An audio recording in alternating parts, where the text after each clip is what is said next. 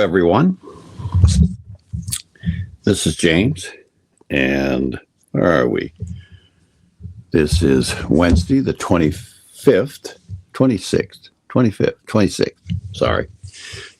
of February. And I'm doing a short one today. I'm trying to shorten all of these because there's a universe of understanding, and we have to take it in bites. Or we overwhelm our consciousness. So today's subject is the simplicity of love and the complexity of free will, which I can't take more than 15 minutes to cover that, can it?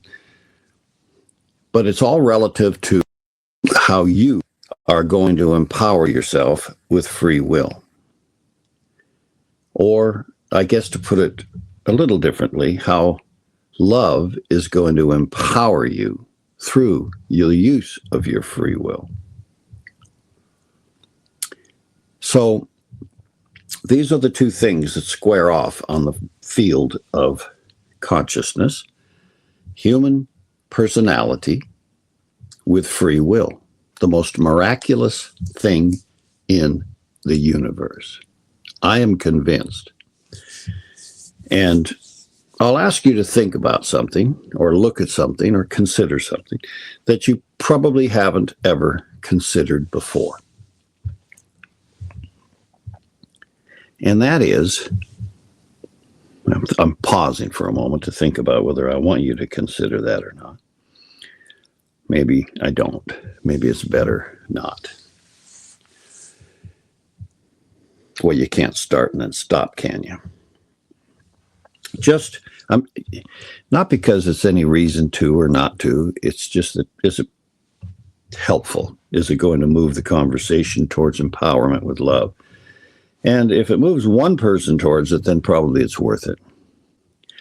But stop to consider that life itself, the thing that pours somehow out of somewhere we know not, into causing, in a way that we have no idea how, the rootless root, the causeless cause, but somehow it sets in motion something that creates an entire universe out of itself where there is none. And that's the universe in which we find ourselves evolving and growing towards higher consciousness. And higher consciousness not as any specific thing, but as something just higher than what we got now. And we find ourselves doing that with free will. So look at the possibility, just for a second, that life doing all of that has actually no free will of its own, has never known it.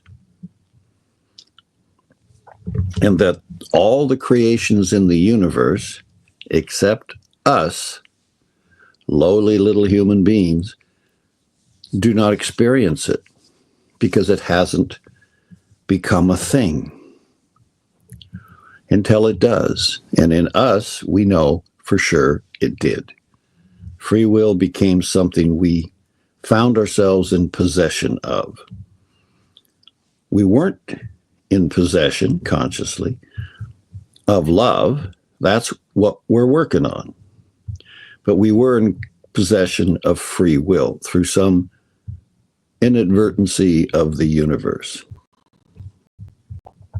And that's caused us no end of trouble, because when you're in possession of free will, but you're not in conscious possession of love, then we make mistakes, which they look like mistakes, but they're really just choices.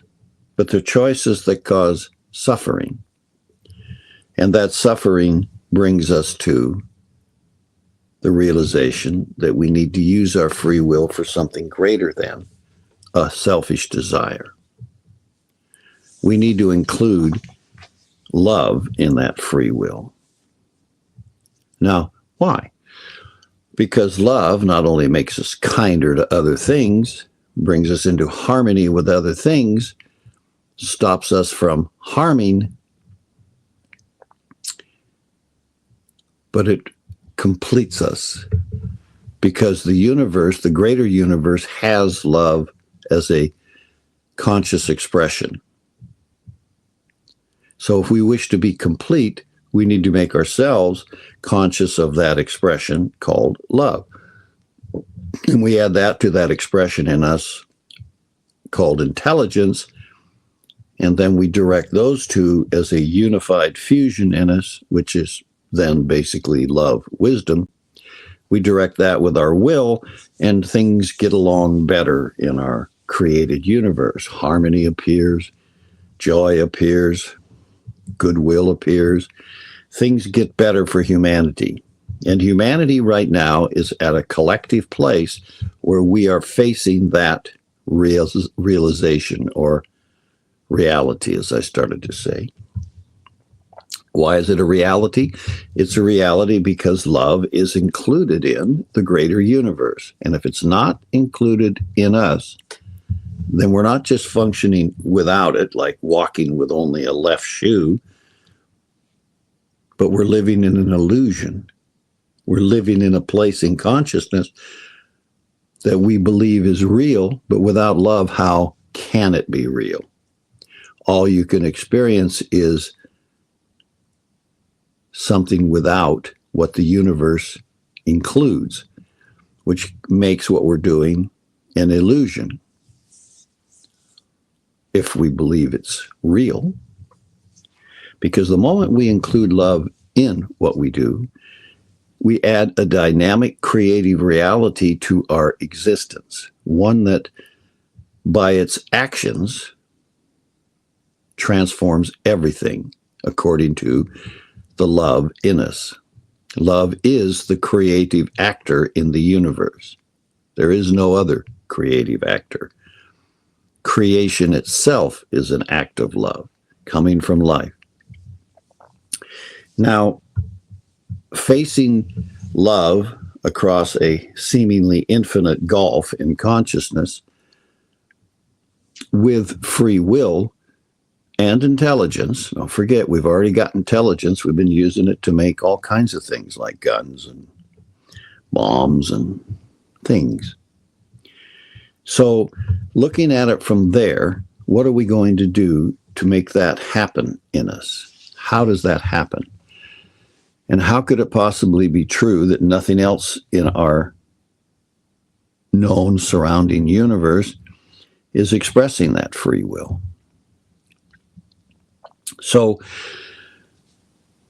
let's just pause for a moment, because we don't have a lot of time today to talk about it. So we're just going to look at it and recognize something astounding. The simplicity of love is that it's already in you. Right there in you. And applying it to intelligence perfectly is right in there. If love's in the heart, and then it's in our head, because it's in our big toe. It's in every part of us if it's in some of us. And that means you don't have to go anywhere to get it. You don't have to discover it. You don't have to find it. You just have to let it. Let it be in you. Let it be in you consciously instead of unconsciously. And then act on that consciousness as if it were real. And then it does the mysterious thing, which makes me think nothing else in the universe has it. By acting on it with free will, it appears. It appears around us. It appears in us. Its active presence begins to demonstrate. Why? Because our free will activated it in us. We chose to do that. And we can do, and we find out if we do that we can do more than that. We can also activate the spirit of love, which is in love, of course, and bring that to the party. So when we take ourselves into this conversation, Stand in your free will. Stand in your intelligence. Realize that you have the will to do what you want to do within this range of engaging love or choosing to not engage it. And if you choose to engage it in you, where it is, nobody is missing it. Some people act like they're missing it because they've walled it off in their consciousness. They've said, I'm not going to use my free will to support the concept, idea, or activity of love in me. I prefer to be angry. Okay, you can act that way. But if you act that way, you're acting illusionary because love is real, it is in the universe, and everything's living with it, except us, of course, because in our free will, we've neglected to give it room. So free will and love stand face to face in us, or back to back, whichever way you care to think about it. Back to back and belly to belly, at the zombie jamboree. So settle it down in you. Settle down your confusion, if you have any, about love. Settle down your illusions about love. Settle down the difficulty you've told yourself you have finding love, as if out there somewhere in the world, in somebody else, treating you lovingly is what you need. And release it in yourself. Just release it. Act as if you had, because you're the only one penning it up in you. You're the only one resisting it in you. I'm not resisting it in you. I may resist it in myself because of fear or anger or anxiety or history or past or future or whatever I'm doing. But that's only me.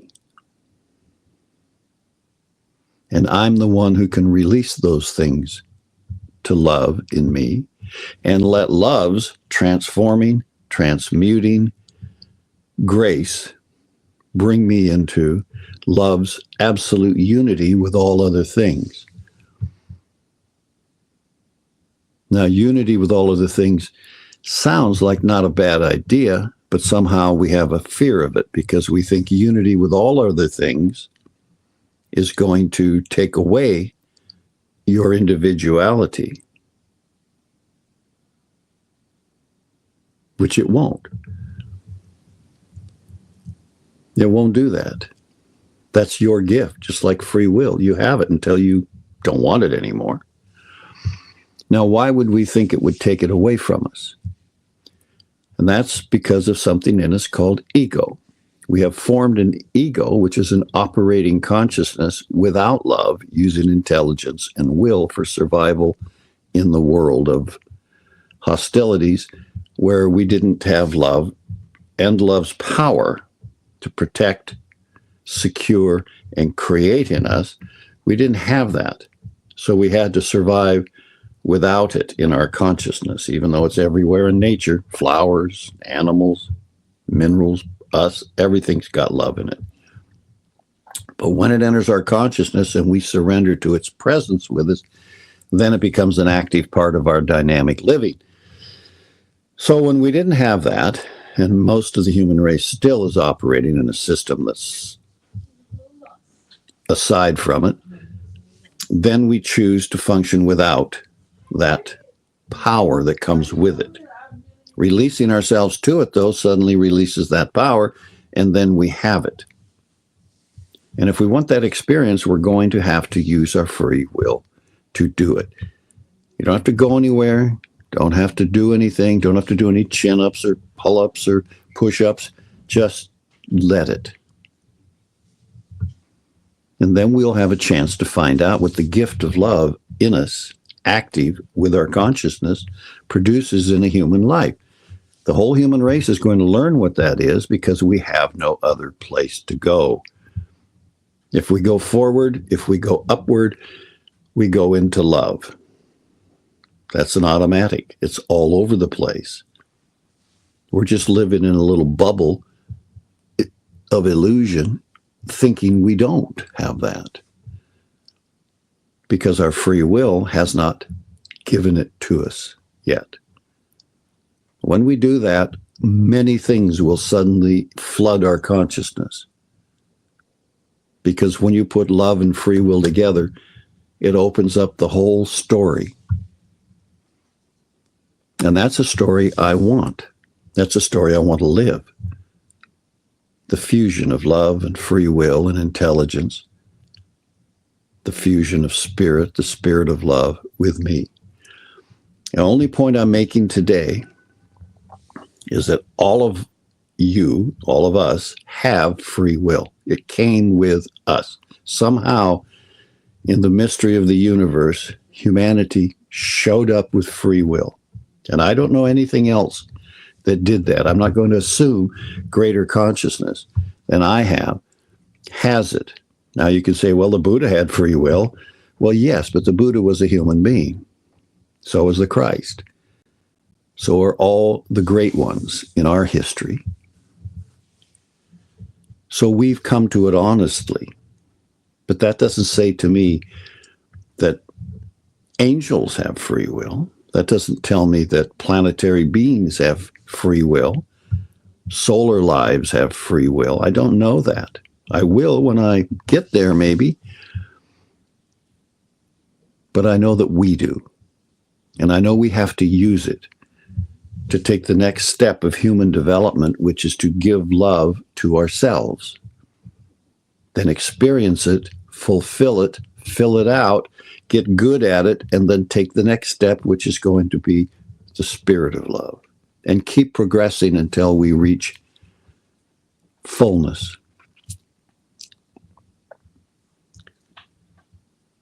I think it's easy.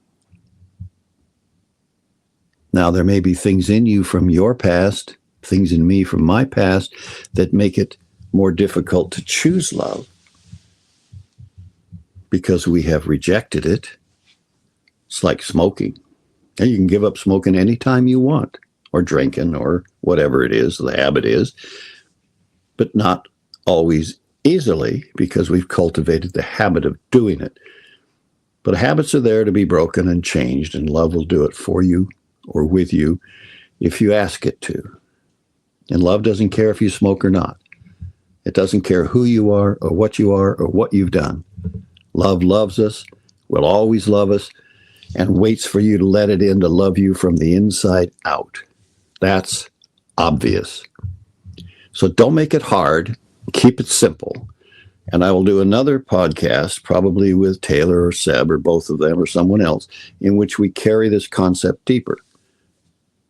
Particularly going back to and out to the idea that maybe that's our gift to the universe. Because free will leads to freedom. Full freedom, which we can't even imagine until we have not only love in us, but we're working on the spirit of love. Those in us, fully developed, then give a whole new meaning to the concept of freedom. Freedom with will, to act with love and intelligence, and no fences, no limitations. None. That would be an interesting event. Feel the presence of love in you, waiting for you to say yes. Thank you, everyone. That's all I want to cover today. Have a great day, and I'll talk to you later.